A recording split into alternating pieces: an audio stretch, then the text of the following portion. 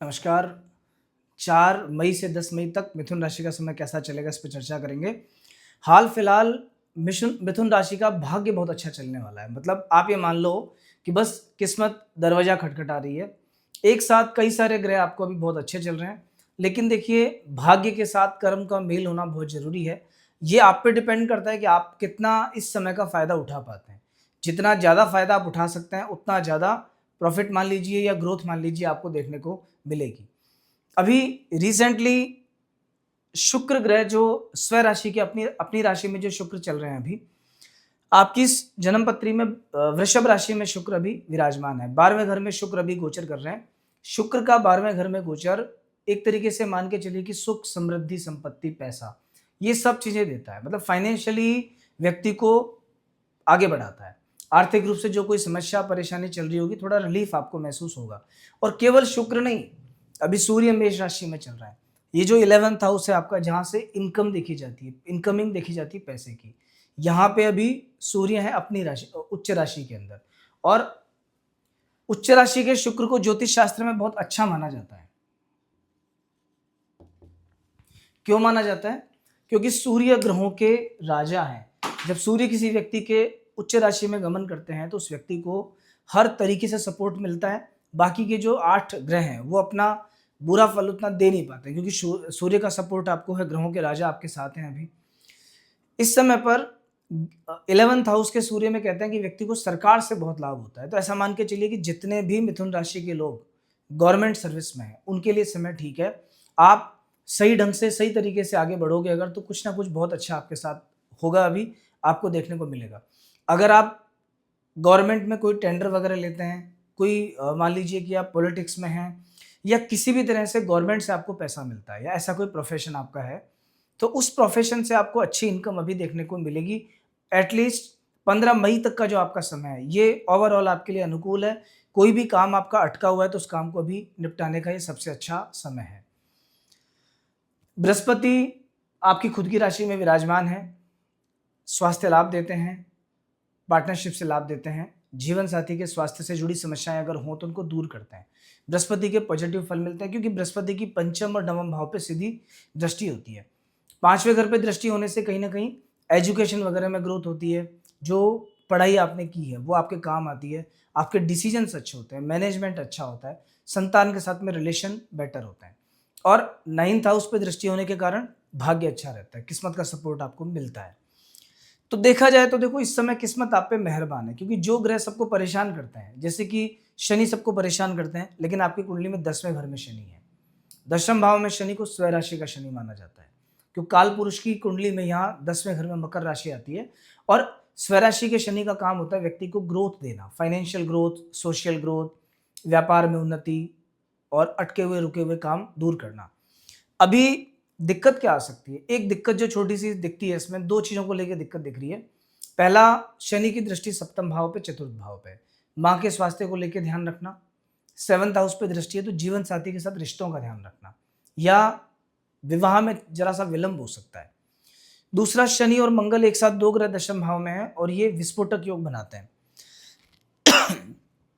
10वें घर में विस्फोटक योग का असर आएगा आपके करियर पर, कि नौकरी में, वर्क प्लेस पर कुछ ऐसी सिचुएशंस क्रिएट हो सकती है कि अचानक से क्रोध की स्थिति बन जाए। तो ऐसी स्थिति में आपको खुद को संभालना पड़ेगा, गुस्सा नहीं करना है। गुस्सा करोगे तो बात बिगड़ जाएगी और लोगों से रिश्ते खराब हो जाएंगे।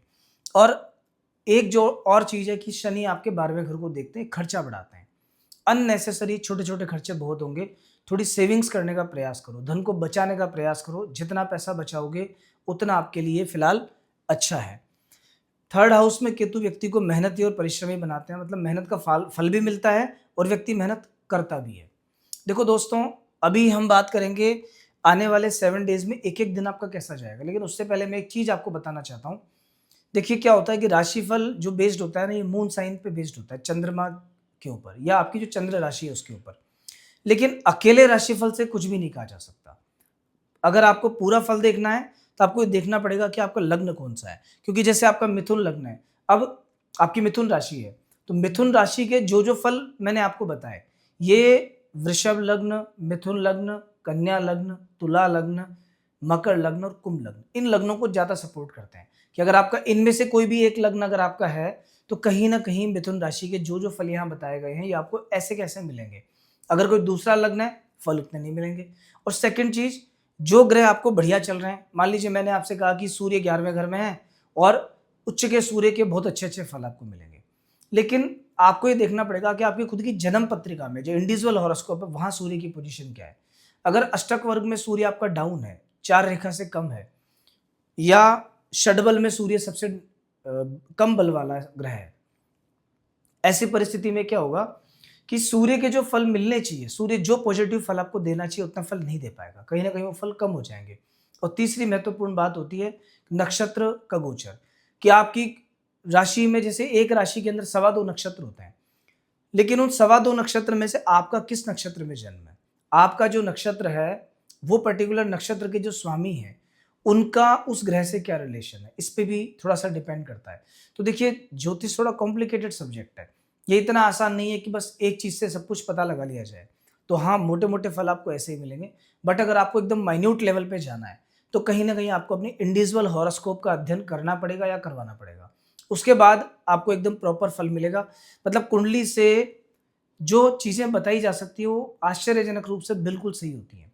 फॉर एग्जाम्पल, आप किस एज में सबसे ज़्यादा ग्रो करोगे, किस काम में सबसे ज़्यादा ग्रो करोगे, कौन व्यक्ति आपको सबसे ज़्यादा नुकसान दे सकता है, कौन से अक्षर सबसे अच्छे हो सकते हैं आपके लिए, या फिर किसी की शादी होनी है तो किस दिशा में हो सकती है, कब हो सकती है, वुड भी जो हस्बैंड वाइफ हो कैसे होंगे, ये सब चीज़ें कुंडली से एकदम एक्यूरेट प्रिडिक्ट की जा सकती हैं। लेकिन ज़रूरत है उसको बहुत ढंग से देखने की या दिखवाने की। तो अभी आने वाले 7 दिन जो 4 तारीख से 10 तारीख है उसके बारे में बात करते हैं कि वो कैसा जाएगा। देखो 4 तारीख का जो दिन है 6th हाउस में चंद्रमा रहेंगे, गोचर में छठे घर में चंद्रमा बढ़िया होते हैं, पर क्योंकि नीच राशि में तो हल्का सा मन बेचैन या थोड़ा स्ट्रेस ये तो रहेगा, तो उससे आपको घबराने की आवश्यकता नहीं है। 5, 6 और 7 इन 3 दिनों के अंदर 7वें घर में चंद्रमा है, बहुत अच्छा समय है व्यापार व्यवसाय के लिए आगे बढ़ने के हिसाब से। 8 तारीख और 9 तारीख इन 2 दिनों में सावधानी बरतना, ये दिन अच्छे नहीं है इनमें, क्योंकि 8th हाउस में चंद्रमा है तो कहीं ना कहीं स्ट्रेस देंगे, टेंशन देंगे, परेशान से आप रहोगे, किसी भी चीज को लेकर परेशान रहोगे पर रहोगे। इसके बाद 10 तारीख कुंभ राशि नवम भाव में चंद्रमा है, थोड़ा सा बेटर है समय, 8वें घर के कंपैरिजन में थोड़ा सा बेटर आएगा, बट ओवरऑल पूरा जो वीक है इस पूरे वीक में मकर राशि के चंद्रमा में मतलब 8 तारीख और 9 तारीख में आपको विशेष ध्यान रखना है। मैंने यहाँ लिख भी रखा है कि सबसे खराब दिन है, और सबसे अच्छे दिन कौन से हैं, 5, 6 और 7। इन 3 दिनों में कोई भी काम करोगे उसका फल आपको बहुत अच्छा मिलेगा। तो दोस्तों, अगर आपकी लाइफ में कोई भी प्रॉब्लम है और आप चाहते हो उसका प्रॉपर समाधान या उसके बारे में आगे जानना कि आगे क्या होगा, क्या हो सकता है हमारे साथ में, या समस्या का समाधान कब तक होगा, या कोई भी और प्रेडिक्शन अगर आपको चाहिए, तो आप दिए गए नंबर पे कंसल्टेंसी के लिए संपर्क कर सकते हैं। पेड कंसल्टेशन रहेगा, लेकिन आपको डिटेल्ड बताया जाएगा।